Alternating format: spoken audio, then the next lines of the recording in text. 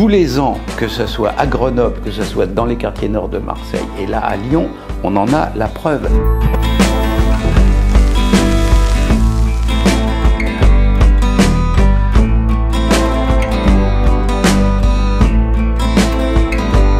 À l'heure actuelle, le système médiatique fonctionne de manière parfaitement intégrée, à savoir qu'il répond en gros pour toute la France et pour l'essentiel de l'information dite au quotidien. Vous savez, ce qu'on vous apprend tous les jours, ça relève d'à peu près 2-3 individus, le patron de France Télévisions, Monsieur Drahi et Monsieur Niel, et donc il est facile, sur ordre ou sur consigne, de faire disparaître les sujets.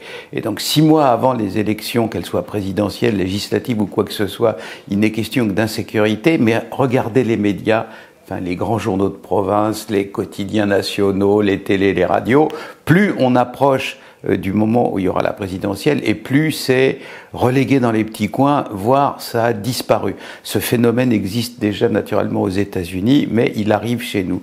Donc il maîtrise les flux d'informations.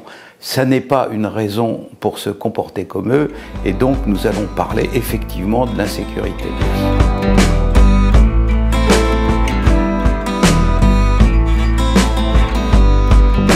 Celle-ci sévit aussi dans les campagnes. On y pille à peu près, depuis maintenant bien 4 ou 5 ans, tout ce qui bouge. D'abord, on a commencé par y voler des biens matériels. On y siphonnait l'essence ou le fuel dans les tracteurs ou dans les engins agricoles. On volait des métaux non ferreux dans les champs, vous savez, des barrières métalliques, des choses comme ça. On y volait, bien entendu, des outils. On y volait dans les fermes, c'est-à-dire qu'on entrait pour cambrioler les gens et les piller. Mais les choses se sont déplacées un peu maintenant, depuis 2 ou 3 ans. Et ce qui est volé ou pillé, ce sont les produits de la ferme eux-mêmes. Récemment encore, on a volé dans le Vaucluse une serre entière de fraises. Les gens arrachent les fraises, ce qui naturellement est terrible pour l'agriculteur, puisqu'il faut cueillir les fraises sans toucher aux racines, autrement tout est foutu, quoi. On est obligé de replanter les choses à zéro. Voilà, on a volé ça. Tous les jours, on en apprend de nouvelles. Ça peut être des cargaisons d'huile, d'huile qui a été pressée et qui est dans l'huilerie, dans le pressoir en attendant. Donc on vole l'huile, et surtout énormément de petits animaux de boucherie, c'est-à-dire des poulets, c'est-à-dire des lapins, mais essentiellement des ovins, des agneaux. Et ce phénomène a commencé à frapper la Loire-Atlantique, où il y a, je sais pas, quelque chose comme 350-400 élevages d'agneaux, et où, non, 170, et où l'année dernière et les années précédentes, 170 élevages d'agneaux. Chaque année, entre 600 et 700 agneaux ou petits jeunes brebis, etc., volés. Ça signifie quoi? Ça signifie que si on fait ça à l'échelle de la France entière, et si on compte tous les élevages de moutons, il y en a des milliers et des milliers, avec au total un cheptel ovin en France qui fait 7 millions de bêtes à peu près. Je me suis renseigné à la Fédération ovine. Si on estime que simplement la moitié de ces élevages sont affectés par les pillages en question, et si on compte que, comme en moyenne, dans la Loire-Atlantique, on a 2 animaux volés par an, ça veut dire que pour la France entière, on en arrive au total hallucinant de 40 000 moutons volés par an.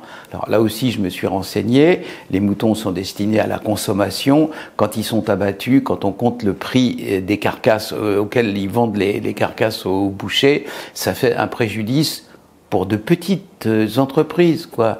Un éleveur d'agneaux, vous vous rendez compte, c'est une petite ferme avec quelques dizaines, maximum 100-200 bêtes, ça fait un préjudice au total pour l'année de plus de 10 millions d'euros. Voilà ce qui se passe. Et naturellement, on n'en parle jamais. Ou alors, quand on en parle, les médias jouent les étonnés.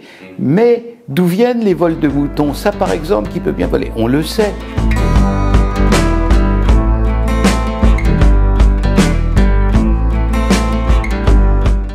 C'est consécutif à l'ouverture des Balkans.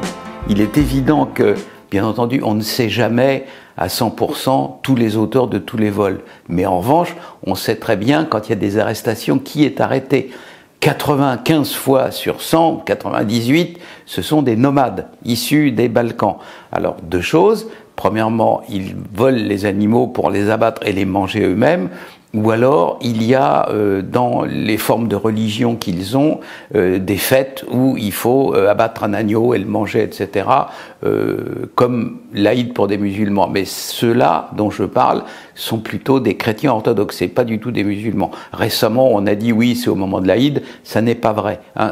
Des fois, il faut reconnaître la vérité. Quand c'est vrai, c'est vrai. Quand c'est pas vrai, on dit que c'est pas vrai. Là, ce sont essentiellement des nomades issus des Balkans qui, en grande majorité, sont des chrétiens orthodoxes.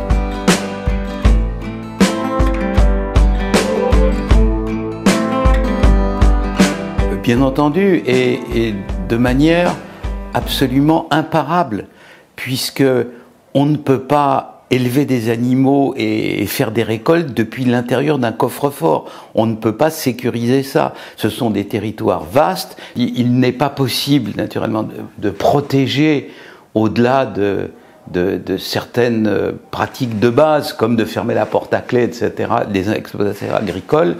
Et ces choses-là provoquent dans les campagnes des ravages terribles.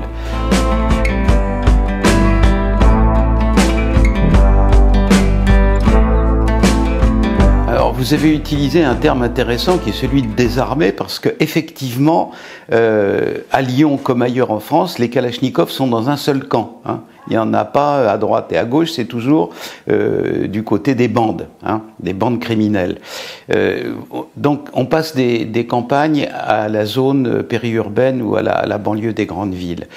Constatons d'abord que même si tout le monde s'est rendu compte lors de la campagne électorale présidentielle que M. Darmanin était sans doute le menteur du siècle, hein, il dit des mensonges à tout propos, même M. Mélenchon a fini par s'en rendre compte, là il a donné une fois de plus la preuve de son incapacité à faire autre chose que tenir des propos en l'air et faire en sorte que, bien entendu, les choses soient dites dans leur réalité, dans leur concret, à savoir que non seulement à Marseille, où il y a le nombre d'homicides qui va bien, 1 ou 2 par semaine, mais régulièrement, sans que les pitreries et les pantalonnades de M. Macron ou de M. Darmanin, ils n'aient servi à rien, mais à la Duchère, vous avez la preuve que tout ce sur quoi repose la politique de la ville est complètement fictif.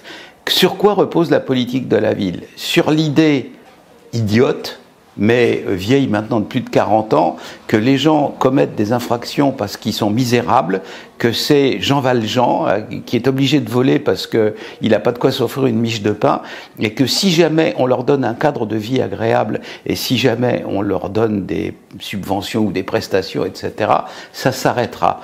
C'est bien sûr totalement faux, et tous les ans, que ce soit à Grenoble, que ce soit dans les quartiers nord de Marseille, et là à Lyon, on en a la preuve.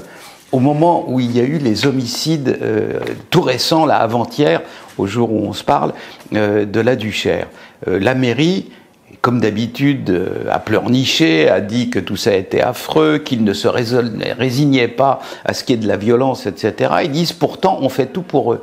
Je vais vous dire quelles sont les prestations qu'on trouve dans le quartier de la Duchère. J'insiste bien, ce que je vais vous lire là vient de la mairie de Lyon. Ce ne sont pas les délires d'un extrémiste quelconque, ça vient de la mairie écolo de Lyon. Alors, dans le quartier de la Duchère, 12 500 habitants, hein, vous voyez, songez aux petites villes de province qui ont 10 000, 20 000 habitants où il n'y a rien de tout ça. Des espaces verts, le parc du Vallon, des transports en commun, des crèches, des édifices scolaires, une bibliothèque, des stades et une piscine d'été. Vous avez ça à La Roche-Migène ou quelque part dans la France un peu périphérique, paumée, abandonnée de tous du centre de la France.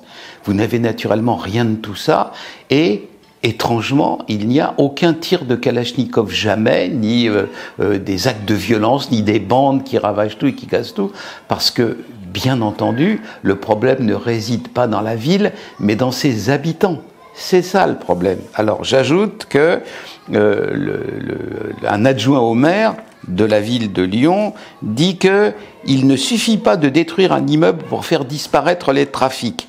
À la Duchère, beaucoup de bars ont disparu. C'est la suite du même délire. On va remplacer les bars par des petits immeubles sympas et naturellement tout s'arrêtera. Je cite l'adjoint du maire de Lyon chargé de la sécurité. À la Duchère, beaucoup de bars ont disparu. Pourtant, la sécurité ne s'est pas améliorée, loin de là. 1700 logements sociaux détruits dans le quartier entre 2003 et 2015. Et naturellement, ça ne fait que s'aggraver. C'est-à-dire que plus on détruit les méchants HLM et moins il y a de criminalité. Non, c'est l'inverse. Réaménager la barre Sakharov, là où est eu la dernière tuerie, est prévu d'ici fin 2024 pour 19 millions d'euros. On continue. Alors, 1700 logements sociaux, ça fait en gros une dizaine de bars, hein, vu le taux moyen de logement dans ces HLM. Et donc, ça fait sans doute 190 millions d'euros qui ont été versés pour empêcher les mauvaises pratiques, la criminalité dans le quartier de la Duchère, où ça ne fait qu'augmenter, comme à Grenoble, comme à Marseille, comme dans la banlieue de Nantes, comme dans la banlieue parisienne, comme à Lille-Roubaix-Tourcoing, etc. Voilà la réalité.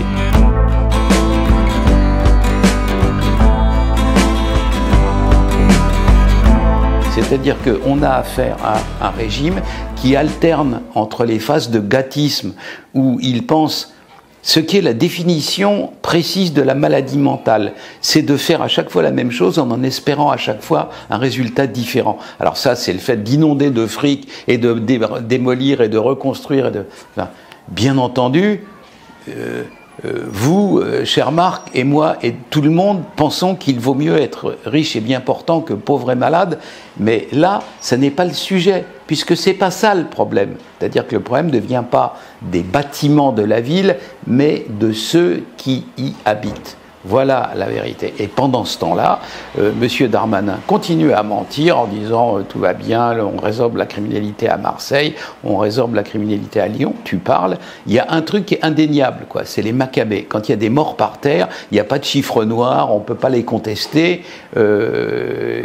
D'autant moins que plus il y en a et plus naturellement ça inquiète les gens. Donc voilà la situation. L'insécurité existe. Et elle se manifeste par des faits très concrets, à savoir des quartiers dans lesquels on entre de moins en moins souvent et quartiers dans lesquels se perpètrent des crimes toujours plus nombreux.